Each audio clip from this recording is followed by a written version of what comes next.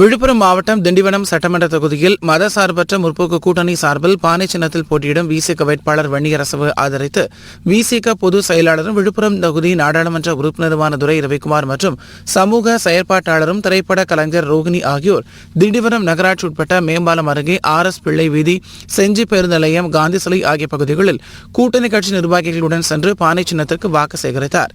இந்த நிகழ்வில் திமுக, விசிக, காங்கிரஸ், தேமுதிக, CPI, CPM உள்ளிட்ட கூட்டணி கட்சி நிர்வாகிகள், பொதுமக்கள் கலந்து கொண்டனர்.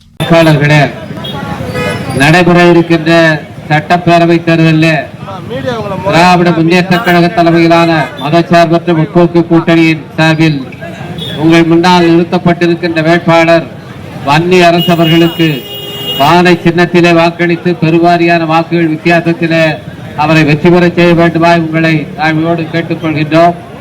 வணிக பெருமக்கள், எங்களெல்லாம் கடந்த 12 ஆண்டுகளாக பாரதிய ஜனதா கட்சி ஆட்சிக்கு வந்ததிலிருந்து GST என்ற வரி பயங்கரவாதத்தால் எப்படியெல்லாம் அல்லல் படுகிறீர்கள் என்பது உங்களுக்கெல்லாம் தெரியும். GST மட்டுமல்லாமல் சர்ச்சார்ஜ் என்று கூடுதல் வரிகளை விதித்து உங்களை எல்லாம் சுரண்டுகிற, கொள்ளையடிக்கிற ஒரு கொடுங்கோல் ஆட்சியாக இன்றைக்கு பாரதிய ஜனதா கட்சி ஆட்சி இருந்து கொண்டு இருக்கிறது. அந்த பாரதிய ஜனதா கட்சியோடு அதிமுகவும் கூட்டு சேர்ந்து கொண்டு தமிழ்நாட்டிலே தங்களுடைய ஆட்டத்தை போடுவதற்காக பார்க்கிறார்கள்.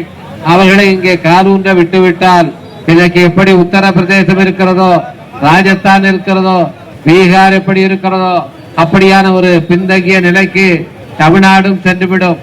தமிழ்நாட்டை பின்னோக்கி 50 ஆண்டு கால வளர்ச்சியை எல்லாம் சுத்தமாக ஒழித்து கட்டிவிட்டு அவர்கள் தமிழ்நாட்டை பின்னோக்கி இழுத்து செல்ல பார்க்கிறார்கள்.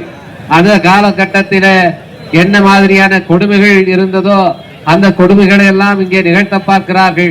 இன்றைக்கு உத்தரப்பிரதேசத்தை பார்க்கிறோம், பீகாரை பார்க்கிறோம். அங்கிருந்து தொழிலாளிகள் இங்கே பிழைப்பு தேடி வருகிறார்கள். ஏனென்று சொன்னால் அங்கே அவர்களுக்கு பிள்ளைகளுக்கு பள்ளிகள் கிடையாது, நல்ல மருத்துவமனைகள் கிடையாது, நல்ல சாலை வசதிகள் கிடையாது. இந்த வளர்ச்சியை எடுத்துக்கொண்டால் பல ஆண்டுகள் பின்னே அந்த மாநிலங்கள் எல்லாம் இருக்கின்றன.